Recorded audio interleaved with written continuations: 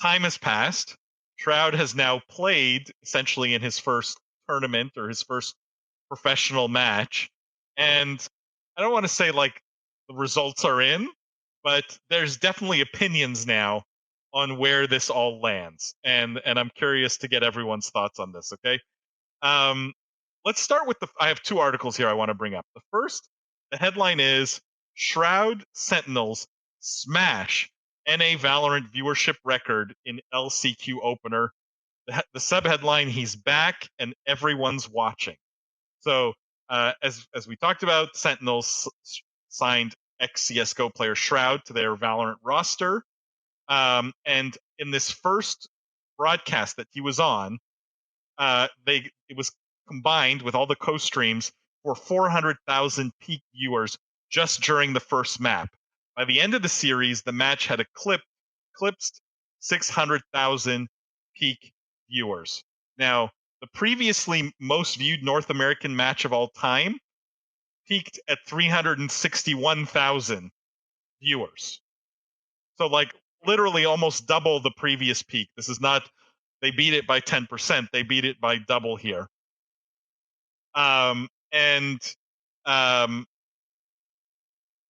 and unfortunately they lost, but doesn't matter. They got a ton of viewers. So I just park this for a second, okay? First idea, they're killing the viewership because of Shroud, Sentinels, Valorant. Okay. And then I saw this other article and the headline caught my attention and it said, absurdly overrated esports historian calls out Shroud after his return to competitive gameplay. So this is Thorin, who calls himself esports historian. It's a short history to keep track of. Um, Yeah. but he basically said, and he tweeted this, now Shroud is absurdly overrated in two professional games. Impressive.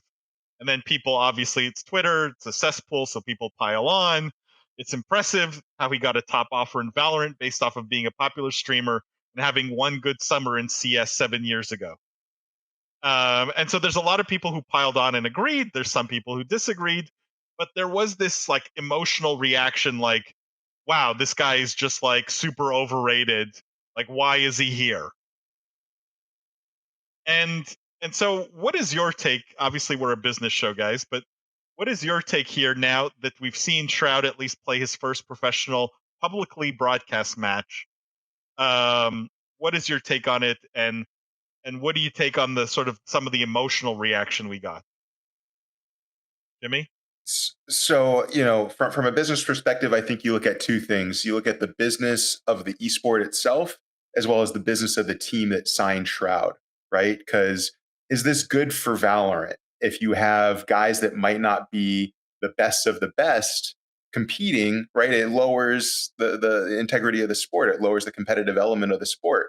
But from the media, I'm just, but let's just go with me Yep, here. Now, from the team yep, perspective, you might want to sacrifice that because you're talking about a minimal difference, maybe by, I'm not sure what that percentage is in terms of performance, but you want to sacrifice that potential performance for fit with your squad as opposed to individual talent, as well as, of course, viewership, right, for your brand, which lands sponsorship dollars, which pays for all of it. And maybe, when you get to that type of, that top tier of competition, there are other factors, daily factors that swing, right? Just mood and health in general, connectivity and other issues that might make up the difference on Shroud's abilities versus whoever else they would have signed that wasn't as well known, but was maybe a slightly better gamer.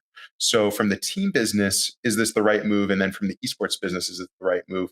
Honestly, I think all around it was the right move. Yeah, they lost, but you're talking about double viewership almost, right? You're talking, I mean, these are mind blowing numbers, right? This isn't like a 10% bump. This is a massive jump in viewership. If they can sustain that, I think that would really drive this home because this was the first time and we don't know what the regular numbers are going to be like. Yeah, I mean, there's trolls all over the internet. I don't put a lot of a weight into people hating on this or not. I think Sentinels know they have a hit here. I think so long as they can win some of the games, not all teams are built to win, right? Some teams are built for audience. Some teams are built to sell merch and other things. And so you have to stay relevant. You have to land the sponsors and the viewership to facilitate any of this. Um, you can draw a comparison to any traditional sport, right? Where they're going to sign certain athletes because it sells tickets and because it sells, it sells sponsors. So I don't know. I don't know where Sentinels lands. I think Paul, you would ask Rob Moore when he came on the show where they land between hoodie orgs and winning orgs, and I think they had an answer which was like, "Hey, we're totally different because we lean into the meme culture and they wanted to be their own thing." But I don't know. I'll kind of summarize here and just say I think from a business perspective, you need an audience first and foremost. Shroud easily accomplished that, and they still played really well. It might be the right move for them if they can keep it up.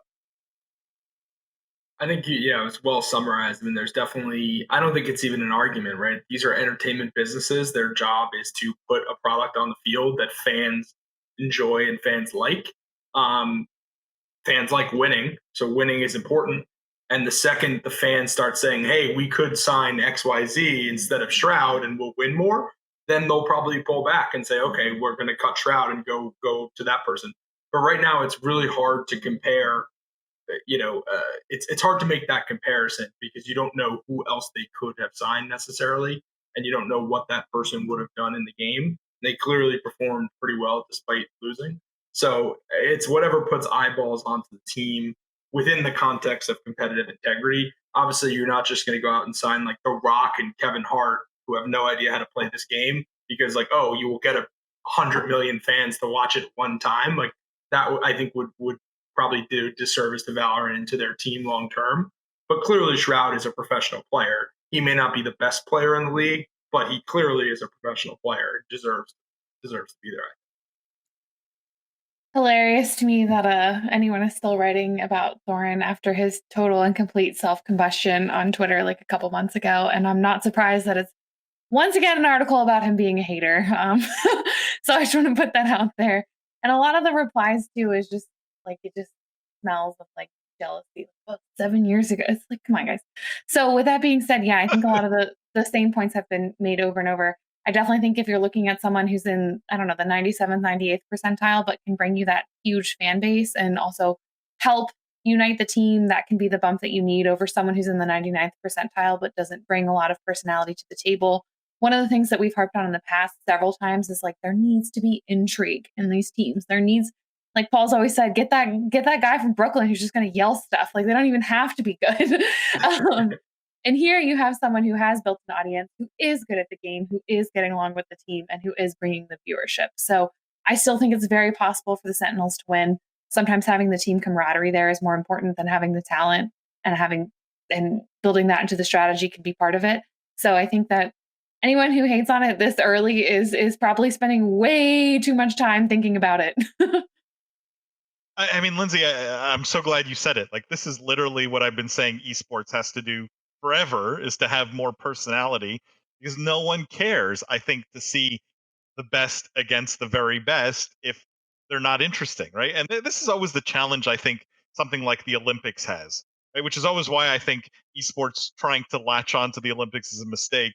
Like, yeah, you see the two very best, like at like that infinitesimal margin, like they're better than the other one by 0.001%, but like, but they have no personality, and like you don't care to follow them 5 seconds after that event or that Olympics is over. um I think this is the right way to go about it, and I like that it's not all about that, right? The team is a mix. There's some personality, there's some like pure focus on, is this person the best in that position? And kudos to Sentinels for like cracking that.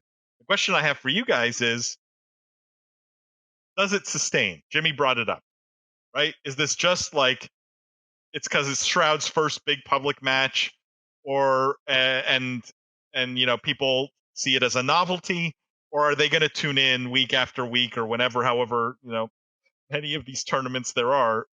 Will people follow this, and will those numbers sustain? I don't think they'll sustain. I think maybe this is like the cop out answer. They won't sustain, but they will sustain at a higher level than would be otherwise. Like I think there is a lot of novelty at play where it's like, okay, let's see how he can do. Let's see how it goes.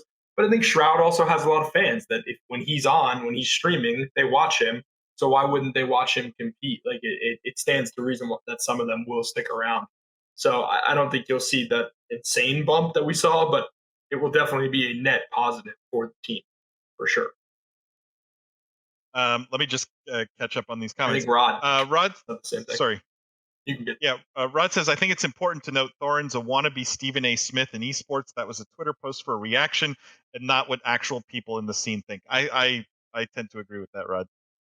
He says internationally, it would have been the second highest viewed match at Masters Copenhagen 2, overtaking PRX versus Optic. I mean, those numbers are big by any esports metric, really, right? For just like a round one, first map kind of numbers. This is not like world championship of anything. I think being able to sustain numbers like that, this is very promising. Rod says the idea isn't to sustain though; it's to hook 10% of the new viewers into competitive Valorant. Do you guys think that's really the play? Well, I guess it That depends they on. don't care about sustaining, No, I think right? he's This he's peak viewer. I think the point is that if you can, I mean, the peak viewership is always going to be the peak, right? So you're talking about how much of that you can actually capture. I don't think that, I mean, if they can capture 75% of that and retain it, obviously that's what they want to do. But I think 10% is a reasonable goal, and bringing someone on to bring you 10% of the peak viewership for your team, that is just way better than a lot of other teams in the league at the moment, is going to be something that's going to help in the long run, whether Shroud's there or not. So when it comes to Shroud side, I think it's a different calculation. But when it comes to the team side, I think that's the calculation. It's like 5 years from now, we will still have people who are here because of Shroud. So can we call it a win for Shroud? Because I think that was the only uncertainty I had, right? That there was a risk. Can we call? Is it too soon to call it a win for Shroud's brand on this? I think you can call it a win for his brand. I mean, he made it. We just said he made it one of the most popular. He basically took an esport that 3 weeks ago we were talking about. Well, is Valorant maybe dying? Has it worked? Like, why aren't they selling the teams? Like, we were very much questioning Valorant, and we just said he turned this into a massive event. On the scale of any like really really big esports event. So if I were him, I'd be like going around being like, hey, look at the brand power I have. Like that's pretty badass. The only reason I guess maybe you could hesitate a little bit is like the ultimate win would have been like, oh my god, Shroud was the best player on the field, and like you know he's amazing. Like look at what he can do. So like we're not getting those articles, but I think it's a win for his brand for sure.